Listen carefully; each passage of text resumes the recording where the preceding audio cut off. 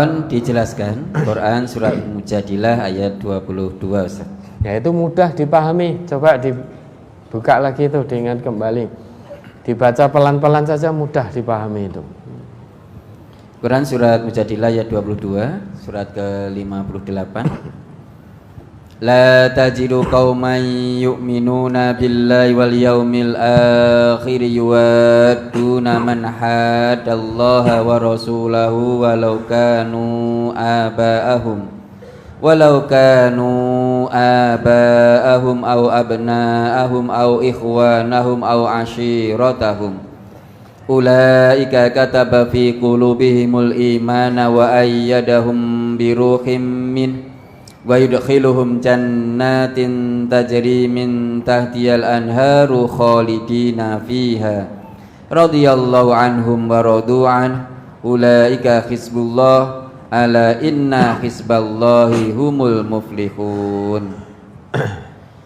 Kamu tidak akan mendapati suatu kaum yang beriman kepada Allah dan hari akhirat saling berkasih sayang dengan orang-orang yang menentang Allah dan Rasul-Nya, sekalipun orang-orang itu bapak-bapak atau anak-anak atau saudara-saudara ataupun keluarga mereka. Mereka itulah orang-orang yang Allah telah menanamkan keimanan dalam hati mereka dan menguatkan mereka dengan pertolongan yang datang daripadanya, dan dimasukkannya mereka ke dalam surga yang mengalir di bawahnya sungai-sungai. Mereka kekal di dalamnya. Allah ridho terhadap mereka dan mereka pun merasa puas terhadap limpahan rahmat-Nya. Mereka itulah golongan Allah. Ketahuilah bahwa sesungguhnya golongan Allah itulah golongan yang beruntung. Kita sudah ngaku beriman toh. Tunggu dulu, buktikan nek tenan imanmu. Kata Allah begitu. Kamu ngaku beriman, kosek, tunggu dulu. Buktikan betul imanmu. Kalau kamu masih berkasih sayang dengan musuh-musuh Allah yang menentang Allah, kamu masih menjalin rasa kasih sayang, menjalin mawaddah dengan mereka, hanya gara-gara mereka itu bapak-bapakmu atau orang tua kandungmu, bapak kandungmu, ibu kandungmu, atau hanya gara-gara itu anak kandungmu, saudara kandungmu, atau keluarga dekatmu. Kalau mereka itu terus memusuhi Allah dan tidak mengimani datangnya hari berbangkit, terus memusuhi Allah dan Rasul-Nya, sekalipun itu orang tua kandung kita, anak kandung kita, saudara kandung kita, keluarga dekat kita, maka kita dihadapkan oleh Allah pada dua pilihan. Untuk pembuktian keimananmu, kamu pilih Allah atau pilih keluargamu. Lah ini keluargamu saja menentang Allah, durhaka terus kepada Allah dan Rasul-Nya. Lah kok mbok pilih? Kok kamu terus menjalin kasih sayang dengan orang-orang yang memusuhi Allah? Allah saja dimusuhi. Nah kok kamu menjalin kasih sayang? Allah saja dimusuhi. Ini bunyi. Oh ya. Allah saja dimusuhi, lah kok menjalin kasih sayang dengan orang yang memusuhi Allah? Allah saja ditipu, masa kita menjalin kasih sayang dengan orang yang menipu Allah? Maka kita dihadapkan pada dua pilihan. Kalau kita pilih Allah, kita tinggalkan keluarga kita yang terus memusuhi Allah, itu tanda bukti keimanan yang mantap dalam hati kita. Berarti kita milih Allah. Menjadi aneh kalau sudah dihadapkan pada milih Allah atau pilih yang lain. Kok kita milih yang lain, ini aneh sekali. Karena Allah itu puncak segalanya, itu Allah. Nah, kalau kita milih orang tua yang terus memusuhi Allah, milih anak yang terus memusuhi Allah, dengan bahasa lah pripun witekno nggih anak. Memang anak bisa menolong kita nanti di hadapan Allah? Kan nggak bisa. Sampai di hadapan Allah, yang bisa menolong kita ya pilihan kita, amal kita. Kalau kita memilih Allah, itu berarti menjadi golongan Allah. Golongan Allah yang pasti menang. Beruntung dunia dan akhirat. Kehilangan keluarga dekat karena mereka memusuhi Allah tidak masalah. Daripada kita kehilangan keridhaan Allah, sengsara dunia, sengsara akhirat. Lah dos pundi? Lah niku nggih pripun-pripun wong tua kula, anak kula muncul rasa iba. Muncul rasa tidak mau untuk berpisah. Karena keluarga, ingat Bapak Ibu, kebersamaan keluarga ini hanya sementara. Maka untuk apa kita berkasih sayang dengan keluarga yang terus menentang Allah, menentang Rasulullah, durhaka pada Allah, durhaka pada Rasulullah. Kebersamaan kita dengan keluarga itu hanya sementara. Kalau kita tidak kita duluan yang berpulang pada Allah, satu persatu keluarga kita pulang duluan kepada Allah. Wis toh. Kalau tidak sekarang kita berpisah dalam arti tidak berkasih sayang dengan keluarga yang terus menentang Allah, satu hari nanti pasti kita berpisah. Pasti kita berpisah. Dengan kematian itu pasti kita akan berpisah. Nah, kalau kita memilih keluarga yang menentang Allah, Allah saja mereka tentang, masa kita menjalin mawaddah? Masa lebih memilih mereka, memilih keluarga yang menjadi musuh Allah daripada Allah? Kan jadi aneh ini. Maka Allah tegaskan, la tajidu qauman, hai Muhammad, kamu tidak akan pernah dapati satu kaum yu'minuna billah wal yaumil akhir yuwaduna man hadallahu wa rasulahu walau kanu aba'ahum au abna'ahum au ikhwanahum au ashiratahum. Hei Muhammad, kamu tidak akan pernah temukan orang yang beriman betul kepada Allah dan hari akhir itu menjalin kasih sayang. Mawaddah ini maknanya lebih dalam daripada sekedar cinta. Mawaddah ini kasih sayang yang sangat istimewa. Ini mawaddah. Mawaddah ini level maknanya di atas cinta biasa. Ini kasih sayang sehingga tidak terbersit dalam benaknya orang yang saling bermawaddah ini untuk menimpakan keburukan pada orang yang dia cintai, dia kasihi. Secara manusiawi, kita dengan keluarga dekat kita, orang tua kandung kita, anak kandung kita, saudara-saudara kandung kita, kerabat-kerabat dekat kita, itu kasih sayang kita beda saat kita mencintai orang lain. Mungkin kita juga cinta pada fulan, tapi secara biologis anaknya fulan. Cinta kita pada anaknya tetangga dengan anak kandung kita itu beda. Maka terkait dengan kerabat, di situ disebutkan mawaddah, rasa cinta yang bukan biasa.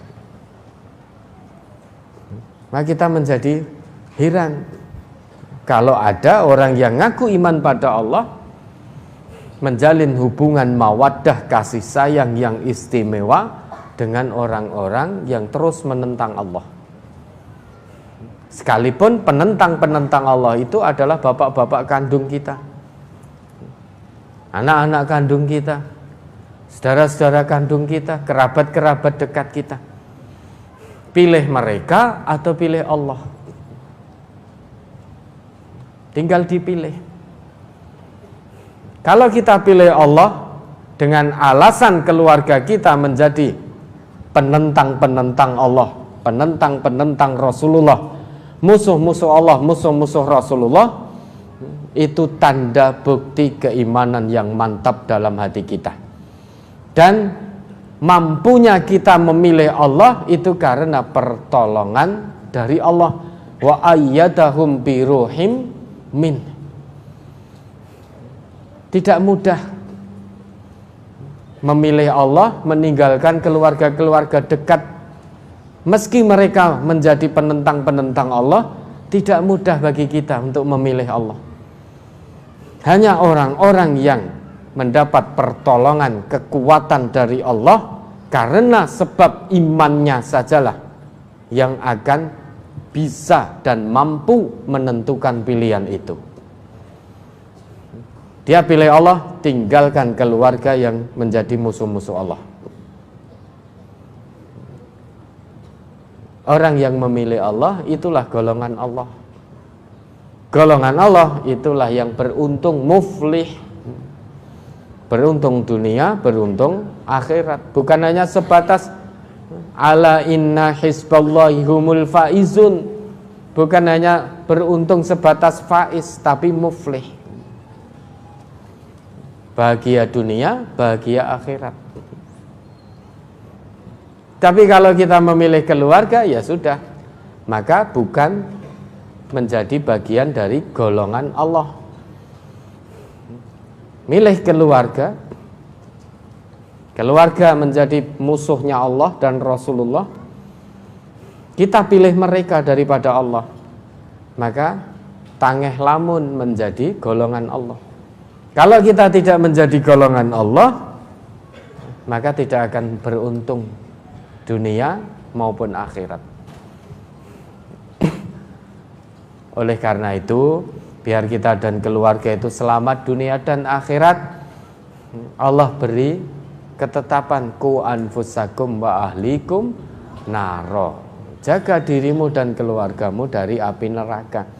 Biar di dunia bersama, di akhirat juga diizinkan Allah untuk terus bersama. Jadi jaga diri dan keluarga dari api neraka. Mau bapaknya, mau ibunya, mau anaknya, mau saudaranya, mau kerabatnya, kalau menjadi musuh Allah, menjadi musuh Rasulullah, silahkan dipilih. Pilih Allah atau pilih keluarga. Kalau pilih Allah berarti imannya kuat, tanda bukti iman. Kalau pilih Allah berarti dimampukan oleh Allah untuk memilih Allah dan meninggalkan keluarga. Kalau memilih Allah berarti menjadi golongan Allah. Kalau menjadi golongan Allah berarti akan selamat dunia, selamat akhirat. Itu yang menjanjikan Allah. Kalau Allah yang berjanji kita tidak percaya, janjinya siapa yang akan kita percaya? Janji manusia, janji 2024, tahun pemilu, banyak yang berjanji, ya toh? Caleg-caleg itu semuanya janji nanti akan begini. Apa itu yang kita percaya? Allah berjanji, kita tidak yakin. Lah kok malah yakin janjinya orang yang sedang kampanye? Dengan janji Allah saja nggak yakin, tapi dengan orang kampanye kok malah yakin? Kan terbolak-balik, pola pikir terbalik. Harusnya dengan janji Allah dan Rasul kita yakini sepenuh hati itu, karena la raiba fi, tidak ada keraguan di balik janjinya Allah, di balik janjinya Rasulullah. Bahkan sampai Allah katakan, innamal mu'minuna alladzina amanu billahi wa rasulihi tsumma lam yartabu. Jangan ragu dengan janji Allah, dengan janji Rasulullah, kalau kamu betul-betul beriman. Nah ini Allah berjanji, orang yang memilih Allah dengan meninggalkan keluarga dekatnya karena mereka menjadi musuh Allah, itu oleh Allah akan dimasukkan ke dalam golongannya, dimasukkan ke dalam surganya.